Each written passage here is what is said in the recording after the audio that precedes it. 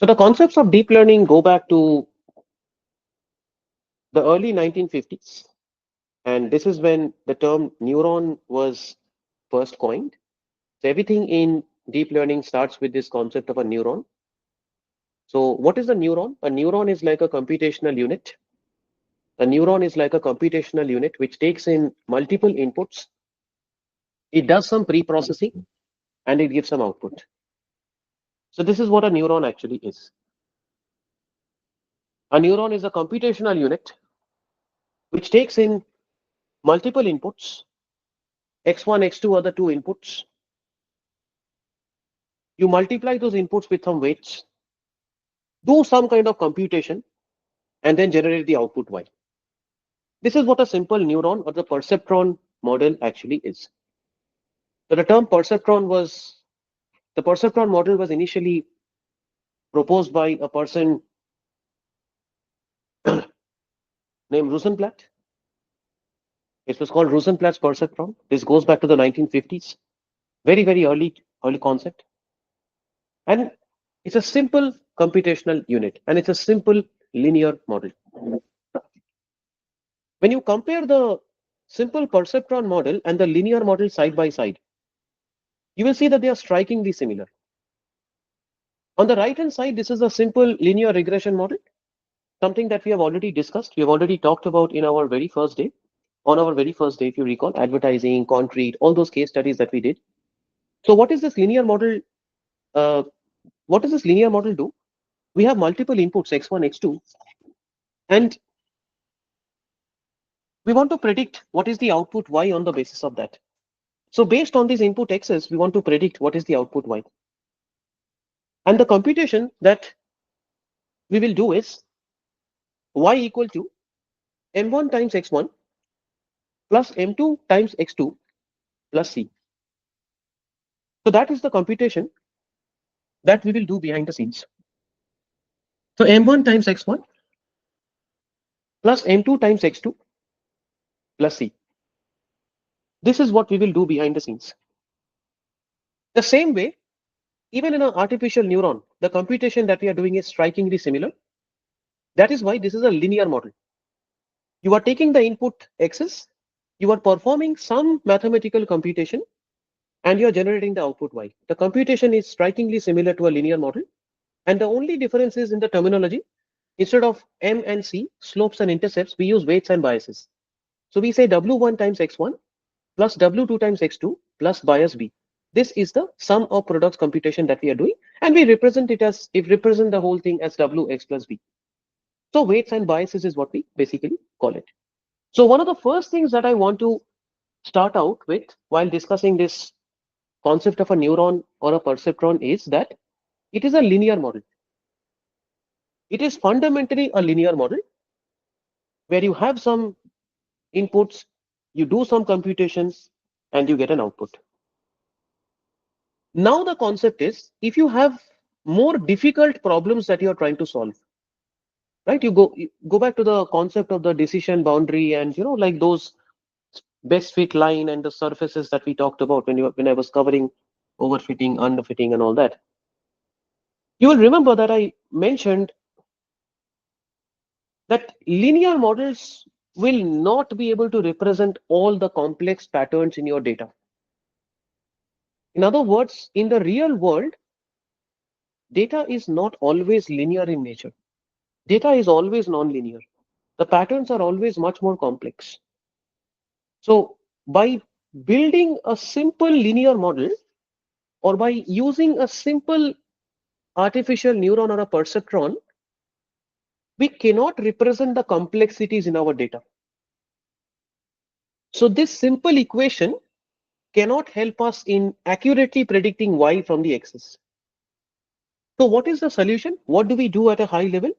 We try to stack multiple neurons one on top of each other. We don't take a single neuron for our problem, but we instead take multiple neurons. We take a stack of many, many neurons together. And when we take multiple neurons together in a stack, we end up getting what we call a neural network. Or it is also called a multi-layer perceptron. We don't use a single perceptron, but we try to take multiple layers of perceptrons. We don't take a single neuron, but we take many, many neurons in a network, and that is what we call a neural network. And it is what we end up getting as a non-linear model. We don't get a single linear model, but by stacking many, many linear models in a network, we end up getting a very complex non-linear model. So that's exactly what a neural network does behind the scenes. And in a way, it's an ensemble. The idea of neural networks is like an ensemble. That is what makes them so powerful. So this is to give you a very high level understanding of what a neural network is. Now we'll get deeper into the conversation. This was level one discussion. Level two, we'll go to the algorithm. We will go to exactly what is happening and how the neural network is actually getting trained. In other words, how the neuron is actually getting trained. We will look at concepts like forward propagation, back propagation, gradient descent, very mathematical topics, but I will give you some idea. And from there, we'll look at a series of interesting hands-ons. But before we go further into the conversation, what I want to do is I want to play this beautiful video for you. This was a video that is given by a person named Andrew Ng. He's a very popular figure in the community. So turns out there is a course in Coursera called AI for Everyone. It is a very non-technical course and it explains deep learning in a very simple way. And what I want to do, I want to take a minute for all of you so that everybody in the audience understands the idea of what deep learning actually is. And then we will take it forward from there. Let's use the So I'll just play this video. It's a small 7-minute video that I will play for all of you. And once this is done, I will discuss about the other concepts. So what we'll do is we'll quickly try to summarize the idea of a neuron and a neural network through these two beautiful examples that were quoted by a person, ONG, which all of you heard right now. So what Andrew tried to explain here is he first took the example of a demand prediction use case.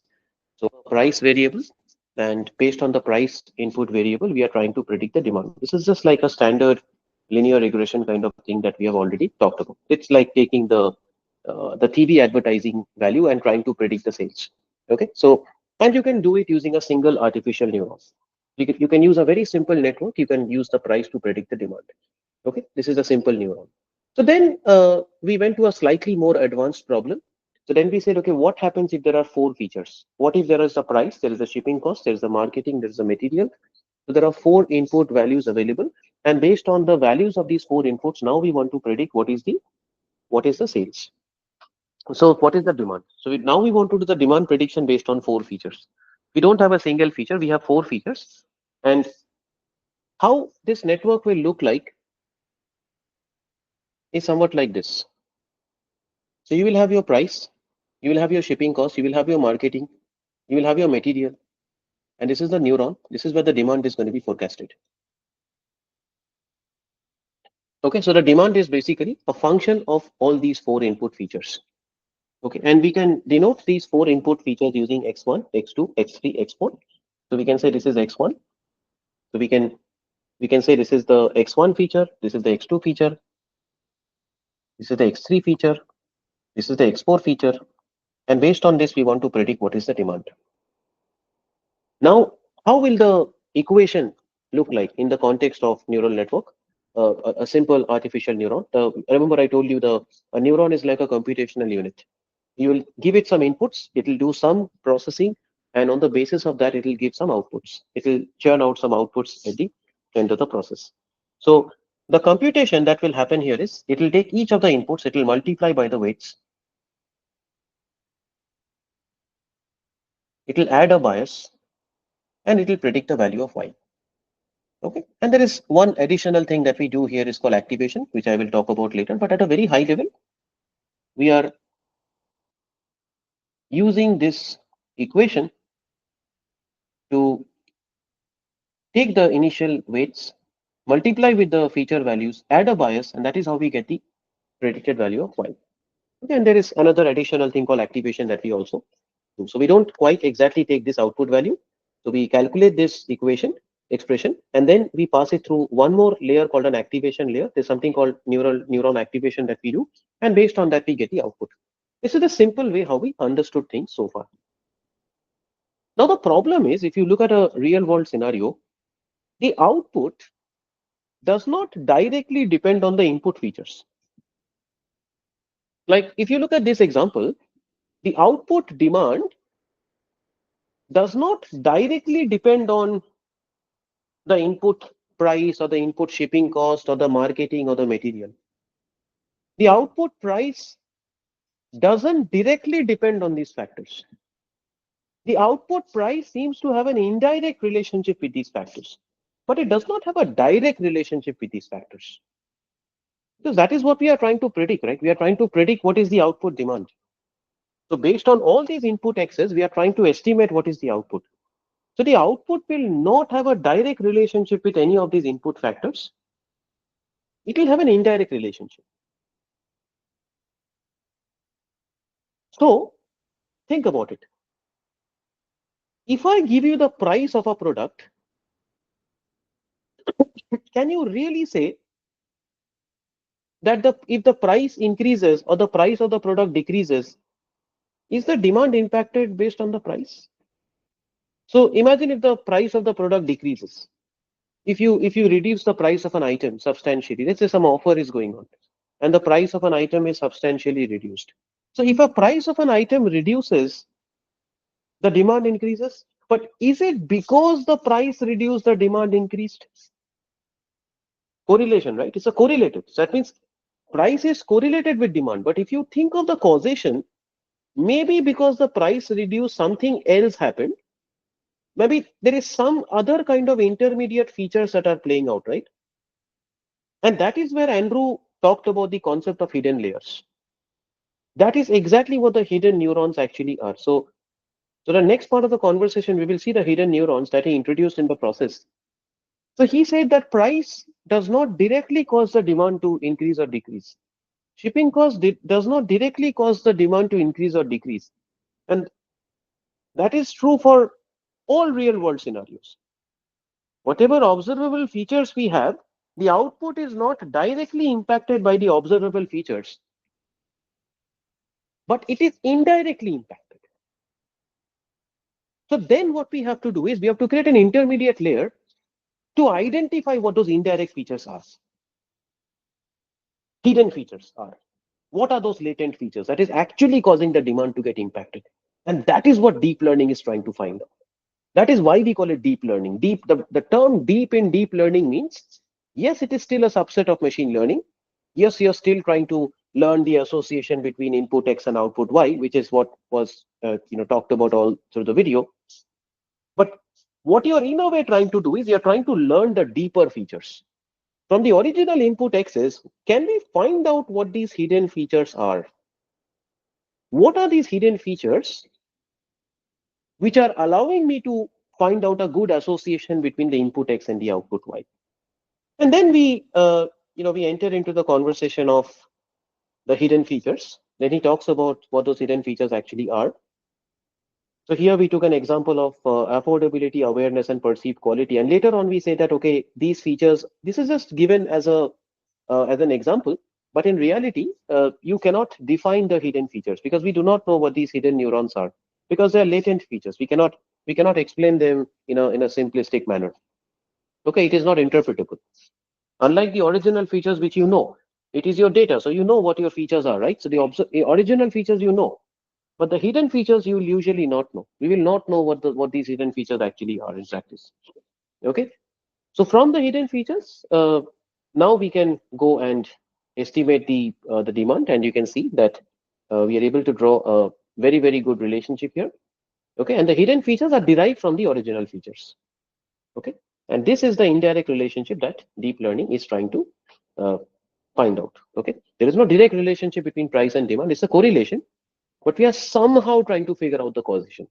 We will never know that for sure, but we are somehow using hidden features to really unearth those latent factors that are actually causing the demand to increase or decrease. And this is the last part of the video where Andrew talks about the fact that these features really don't mean anything. They don't mean anything. They're just hidden features. They're hidden neurons. Okay, so from the original set of neurons, we are able to derive a set of hidden neurons, which mean nothing.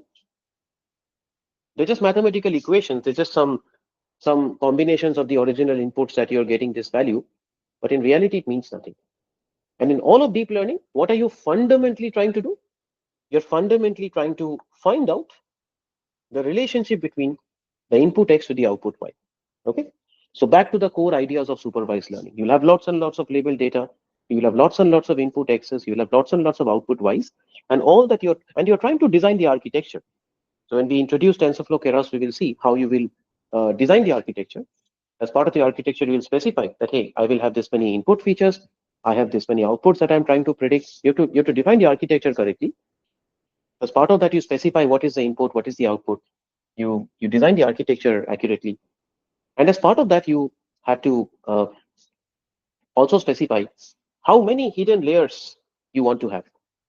How many hidden layers you want to have. And in each of the hidden layers, how many hidden neurons or how many hidden features you want to have. The two things you will try to do. One is you will try to identify how many hidden layers you want to have. And in each of the hidden layers, you want to identify how many hidden features you want to have in each layer. So you design the architecture, and then it's a process of the neuron training, the neural network training that you will do, where you will try to uh, fine tune the network in such a way that it is able to accurately find out the associations between the input X and the output Y. And this is the part that I will talk about a little bit more in detail, how that training happens, what is forward propagation, what is back propagation. So we'll get to those conversations. The second part of the video was also very interesting. The second video went into the concept of, let me open it up for you. And this is a very non-technical explanation, which I think it's a good way to study because we are just starting out the discussion, and I think it was good to actually see what's going on at a very high level. The second video focused more on pictures, and we will discuss about images. We will discuss about images in detail. Computer vision is something that's planned for mostly tomorrow. So today maybe a little bit of it I will talk about towards the ending parts of the session, but majorly all through the first half we will discuss lots of advanced computer vision use cases. So that's the plan.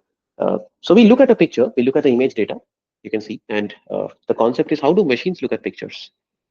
So humans will look at an image like this. How do machines look at images? Images are nothing but pixels. So images are nothing but a collection of pixels. These are all pixel values, right? So again, the same idea applies here as well. Imagine you're trying to do image classification. You are trying to look at a picture and you're trying to classify who is this person. Imagine you're trying to use it for some kind of an attendance mapping algorithm. You're trying to use this as, in the main gate, some kind of camera system is installed.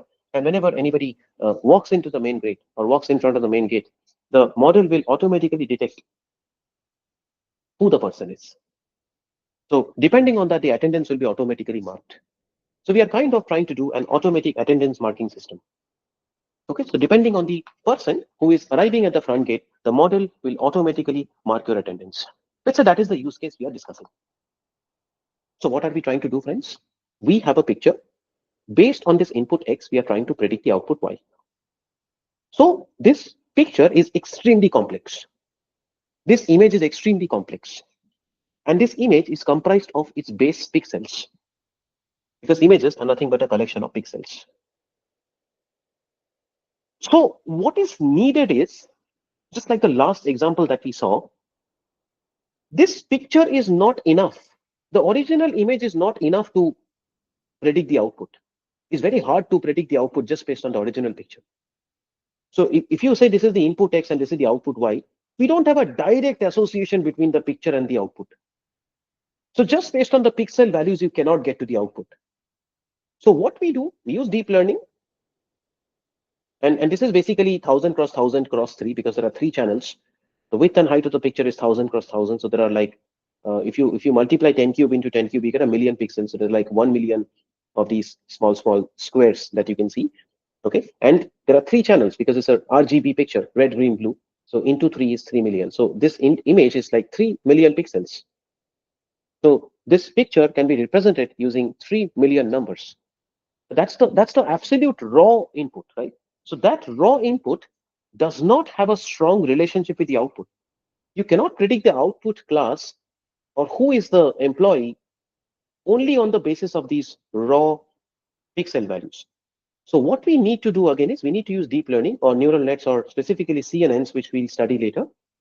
We will use hidden layers to identify features. So from the picture, from the original picture, can we identify hidden features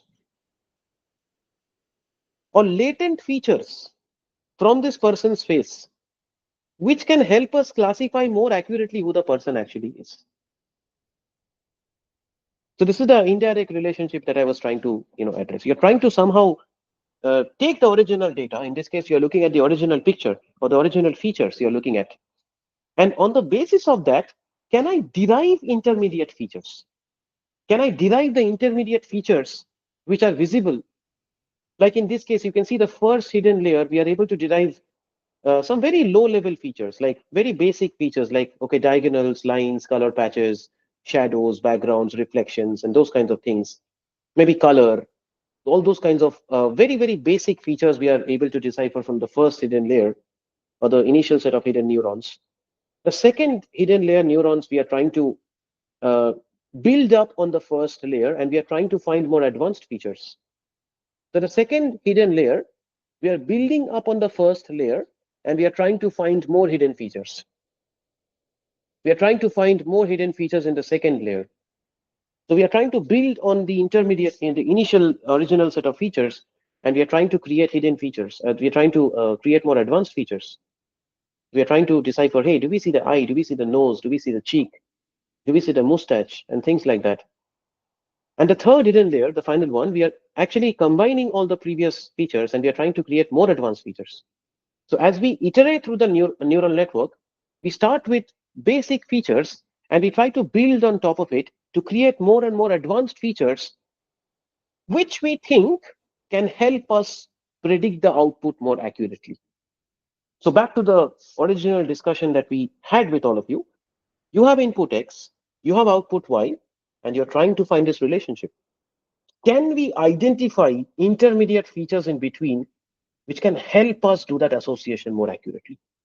So start with basic features, use the neural network to generate more advanced features. That's why we call it deep learning, right? We are trying to create deeper features. From the original features, can we create deeper features which can help us find that association a lot more accurately? Right. So that's the basic idea of what we are trying to do in deep learning.